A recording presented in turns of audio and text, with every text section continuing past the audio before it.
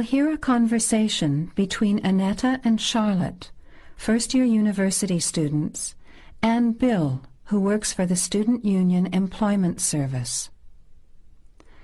First, you have some time to look at questions 1 to 5.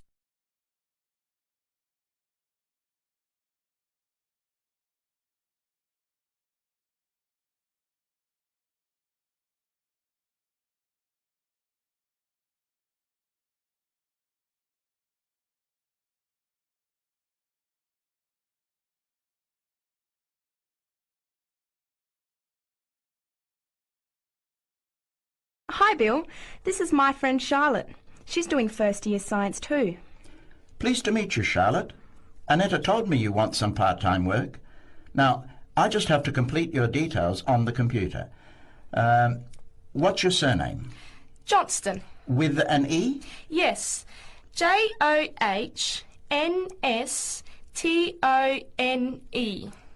I know that you live in the Heathfield Street student residence, but I can't remember the street number there. It's 126. 126. Good. And the phone number? Well, actually, I never give people that number because sometimes nobody answers or they forget to pass on the messages. So, I bought a mobile phone yesterday, but I can't remember the number. I think it's 0414 847 748. I'll just check. No, sorry, not 748. It's 749. 0414 847 749?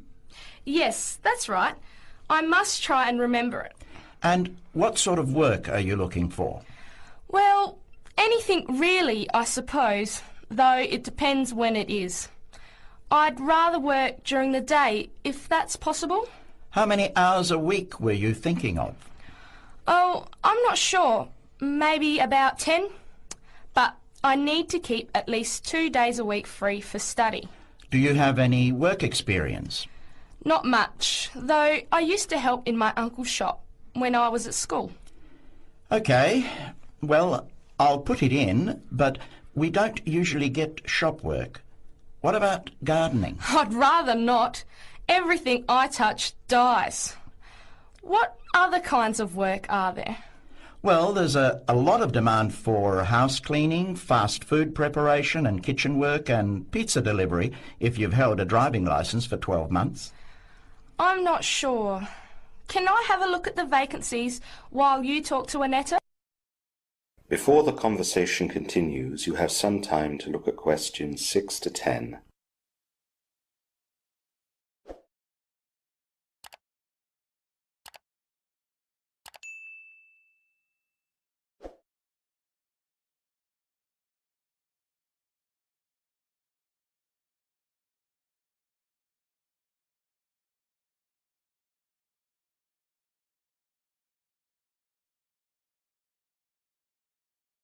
Bill, I'd like to change my job. You're at the Hamburger Express on the High Street, aren't you? What's the problem? Well, I never know what hours I'm going to work. I start at 7 p.m. and I'm supposed to finish at 11 p.m, but sometimes they keep me until 2 or 3 a.m. Yes, that is a bit late if you have to make a 9 a.m. lecture the next day. And the other thing is the pay. They're supposed to pay me on Thursdays, but they never pay me on the correct day, often not until Friday or Saturday. A few weeks ago, I had to wait until Sunday. They said their son was sick, so they couldn't get to the bank, but they're always making excuses. Yes, that doesn't sound too good. Would you be interested in pizza delivery? You need to have a driving licence. Yes, I've got a licence, but I think I'd like to change from working in the evening. Are there any day jobs available? Well, as I told Charlotte, there are several cleaning and gardening vacancies. And this childcare job that just came in this morning, do you like children? Yes, I do, actually. What's the job? Let's have a look. Collect the boy aged 4 from kindergarten at 3 p.m. pick up the other two girls who are aged 6 and 9 from the primary school at 3:15. You take them home and look after them. The parents will be home by 7. That sounds quite good. What about the pay? It's the same as you're earning now, 4 hours a day, Monday to Friday, so 20 hours a week. You need to contact Mrs. Alicia Thompson. Her phone number is 91045629, and she lives in Springfield. I've never been to Springfield. I hope I don't get lost. Don't worry. It sounds quite straightforward. Let's have a look at the street directory. The Thompsons live here in Tulip Street, number 252. So you catch the 631 bus, get off here next to the post office in Daisy Terrace. Walk past the post office to the corner, and on the opposite corner is the kindergarten. Then walk down Daffodil Place and cross over to the primary school. Then keep going down Daffodil Place to the corner and turn right into Tulip Street. That is the end of part 1. You now have half a minute to check your answers.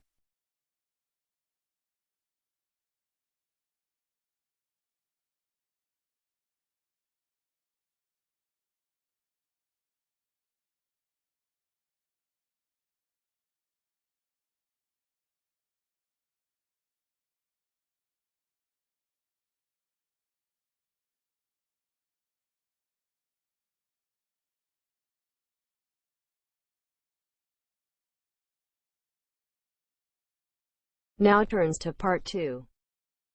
Part 2. You will hear a talk by a tour guide. First, you will have some time to look at questions 11 to 17.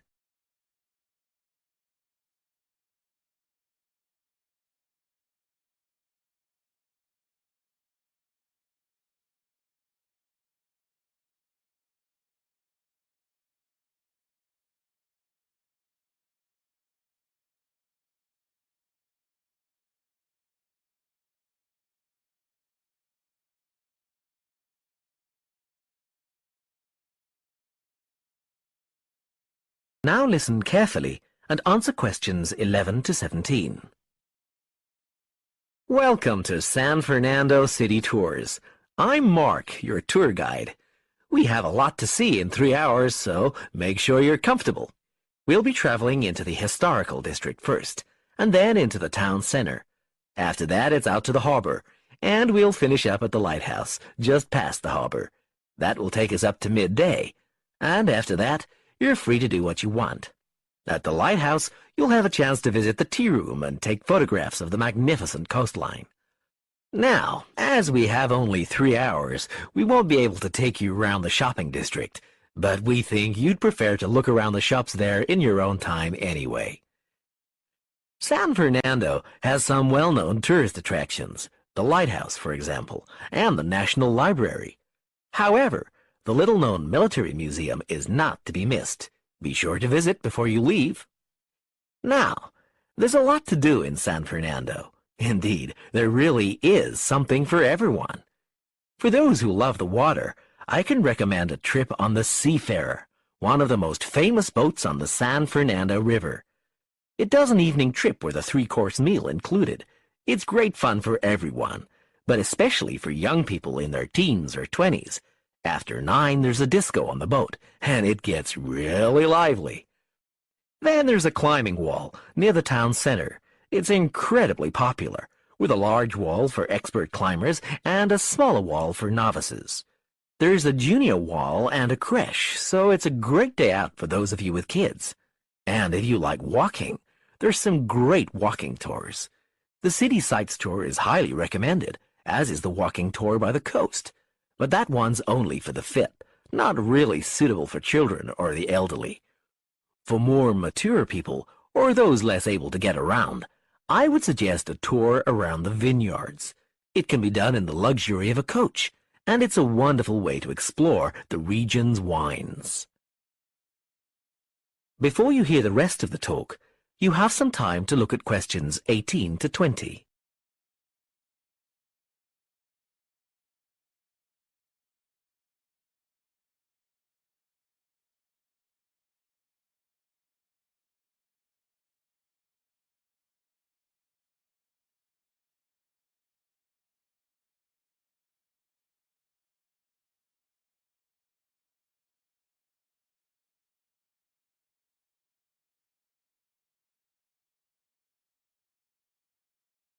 Now listen and answer questions 18 to 20. Naturally, there's a charge for all these attractions, but you can get 15% off if you have an Explorer pass. If you don't have a pass but would like one, the driver here has application forms. Just ask him for one and fill it out while on the tour. Then you hand it into the tour office. Normally, it costs $10, but this year it's just $7. When you hand it in, you'll get your picture taken for the card on the spot, and then your card is ready to use. Remember to show it whenever you pay for anything. The discounts apply not just to tourist attractions, but some bars and restaurants. Basically, everywhere you see a red Explorer symbol. We're coming up to the historical district now. If you'd like to look at... That is the end of part 2.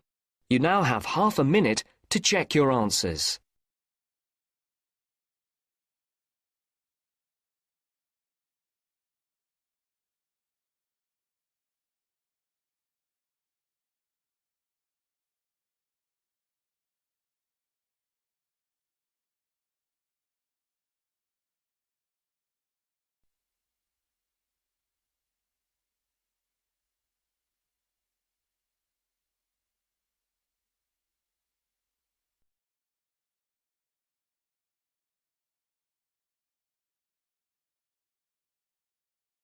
You will hear a student called Sandra talking to her Now tutor turns to part about a 3. draft proposal she has written for a competition.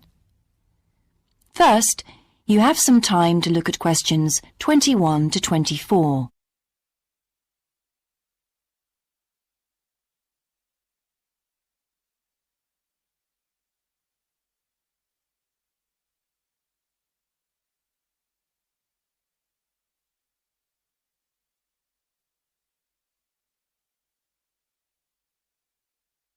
Now listen carefully and answer questions 21 to 24. Right, Sandra. You wanted to see me to get some feedback on your group's proposal, the one you're submitting for the Geography Society field trip competition. Uh-huh. I've had a look through your proposal, and I think it's a really good choice. In fact, I only have a few things to say about it, but even in an outline document like this, you really have to be careful to avoid typos and problems with layout in the proposal, and even in the contents page. So read it through carefully before submitting it, okay? Will do. And I've made a few notes on the proposal about things which could have been better sequenced. Okay. As for the writing itself, I've annotated the proposal as and where I thought it could be improved.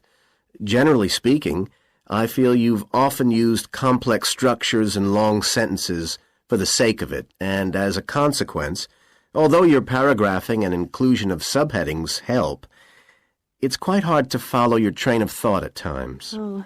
So, cut them down a bit, can you? Really? Yes, and don't forget simple formatting like numbering. Didn't I use page numbers? I didn't mean that. Look, you've remembered to include headers and footers, which is good, but listing ideas clearly is important. Number them or use bullet points, which is even clearer. Then you'll focus the reader on your main points. I thought your suggestion to go to the Navajo Tribal Park was a very good idea. No, I've always wanted to go there.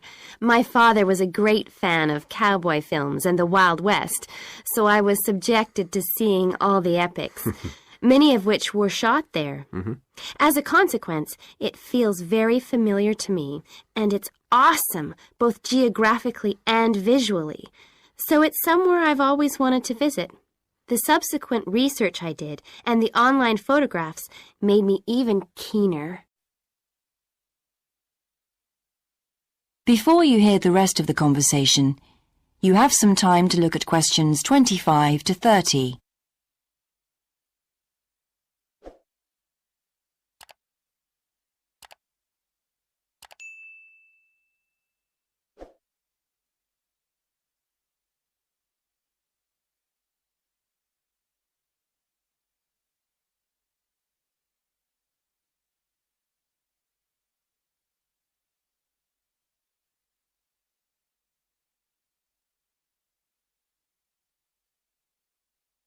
Now listen and answer questions 25 to 30. Interesting. Right, let's look at the content of your proposal now. Did you find it comprehensive enough? Well, yes and no. You've listed several different topics on your contents page, but I'm not sure they're all relevant. No? Well, I thought that from the perspective of a field trip, one thing I needed to focus on was the sandstone plateau and cliffs themselves. The way they tower up from the flat landscape is just amazing. The fact that the surrounding softer rocks were eroded by wind and rain, leaving these huge outcrops high above the plain. It's hardly surprising that tourists flock to see the area. Well, yes, I'd agree with including those points. And then the fact that it's been home to Native American Navajos and all the social history that goes with that. The hardships they endured trying to save their territory from the invading settlers. Their culture is so rich. All those wonderful stories. Well, I agree it's interesting, but it's not immediately relevant to your proposal, Sandra. So, at this stage, I suggest you focus on other considerations. I think an indication of what the students on the trip could actually do when they get there should be far more central, so that certainly needs to be included and to be expanded upon. And I'd like to see something about the local wildlife and vegetation, too. Not that I imagine there's much to see. Presumably the tourist invasion hasn't helped. Okay, I'll do some work on those two areas as well. But you're right, there's not much apart from some very shallow-rooted species. Although it's cold and snowy there in the winter, the earth is baked so hard in the summer sun that rainwater can't penetrate. So it's a case of flood or drought, really. So I understand. Now, before we look at everything in more detail, I've got a few factual questions for you. It would be a good idea to include the answers in your finished proposal, because they're missing from your draft. Fine. So you mentioned the monoliths and the spires, which was good. But what area does the tribal park cover? Do you know? 12,000 hectares, and the plain is at about 5,850 meters above sea level. Larger than I expected. Okay, where's the nearest accommodation? That's a practical detail that you haven't included. Have you done any research on that? Yes. There's nowhere to stay in the park itself, but there's an old trading post called Goulding quite near. All kinds of tours start from Goulding, too. What kind of tours? Well, the most popular are in four-wheel drive Jeeps, but I wouldn't recommend hiring those. I think the best way to appreciate the area would be to hire horses instead and trek around on those. Biking is not allowed, and it's impossible to drive around the area in private vehicles. The tracks are too rough. Okay. Lastly, what else is worth visiting there? There are several caves, but I haven't looked into any details. I'll find out about them. Okay, good. Now what I'd like to know is more about... That is the end of part 3. You now have half a minute to check your answers.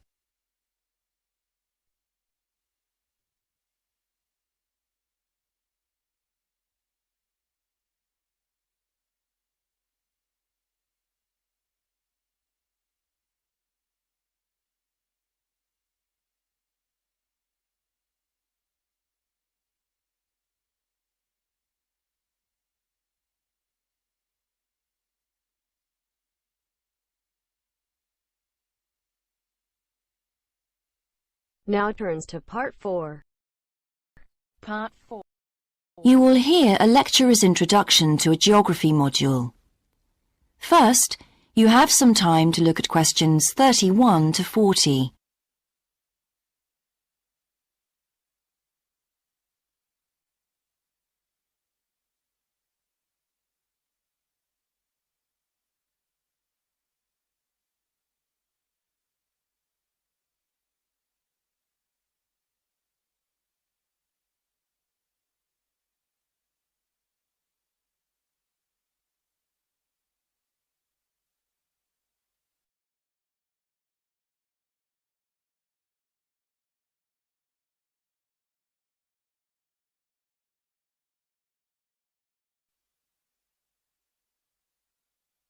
Now listen carefully and answer questions 31 to 40. So, welcome to your introductory geography lecture. We'll begin with some basics. Firstly, what do we learn by studying geography? Well, we learn a great deal about all the processes that have affected and that continue to affect the Earth's surface. But we learn far more than that, because studying geography also informs us about the different kinds of relationships that develop between a particular environment and the people that live there. Okay, we like to think of geography as having two main branches. There's the study of the nature of our planet, its physical features, what it actually looks like, and then there's the study of the ways in which we choose to live and of the impact of those on our planet.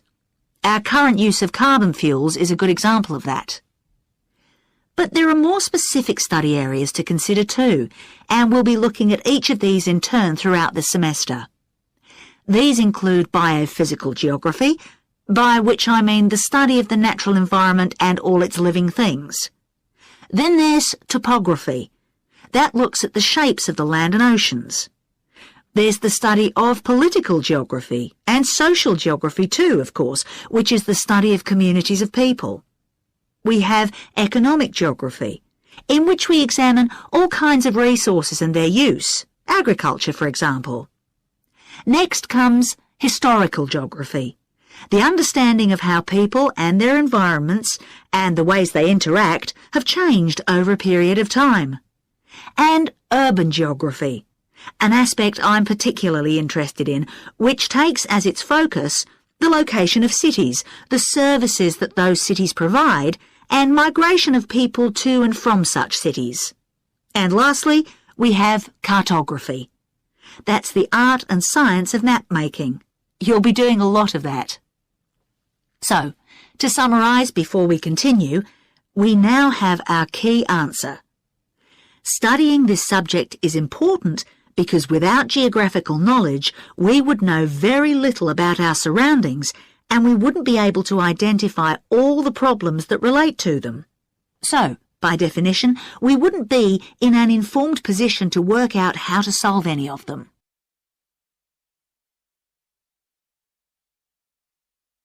Okay, now for some practicalities. What do geographers actually do? Well, we collect data to begin with. You'll be doing a lot of that on your first field trip. How do we do this? There are several means. We might, for example, conduct a census, count a population in a given area perhaps. We also need images of the Earth's surface which we can produce by means of computer generation technology or with the help of satellite relays. We've come a very long way from the early exploration of the world by sailing ships, when geographers only had pens and paper at their disposal. After we've gathered our information, we must analyse it. We need to look for patterns, most commonly those of causes and consequences. This kind of information helps us to predict and resolve problems that could affect the world we live in. But we don't keep all this information confidential. We then need to publish our findings so that other people can access it and be informed by it. And one way in which this information can be published is in the form of maps. You'll all have used one at some stage of your life already. Let's consider the benefits of maps from a geographer's perspective. Maps can be folded and put in a pocket and can provide a great store of reference when they're collected into an atlas.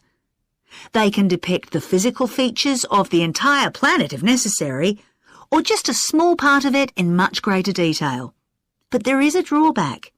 You can't exactly replicate something that is three-dimensional, like our planet, on a flat piece of paper, because paper has only 2 dimensions.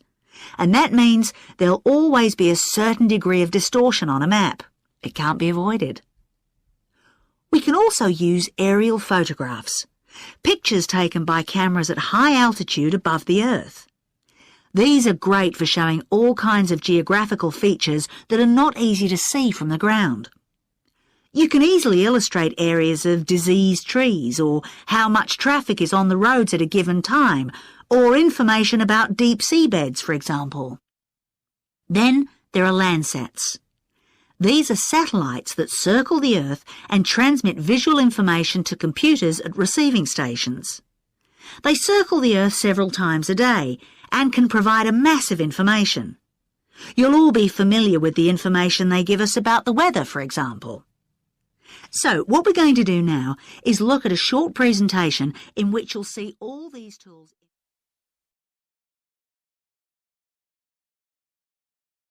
That is the end of part 4. You now have half a minute to check your answers.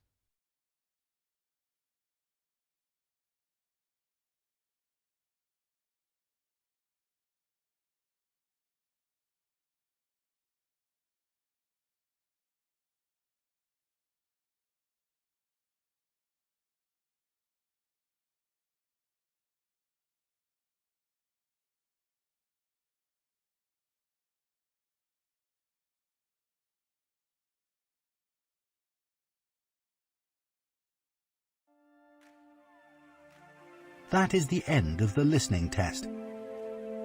In the IELTS test, you would now have 10 minutes to transfer your answers to the answer sheet.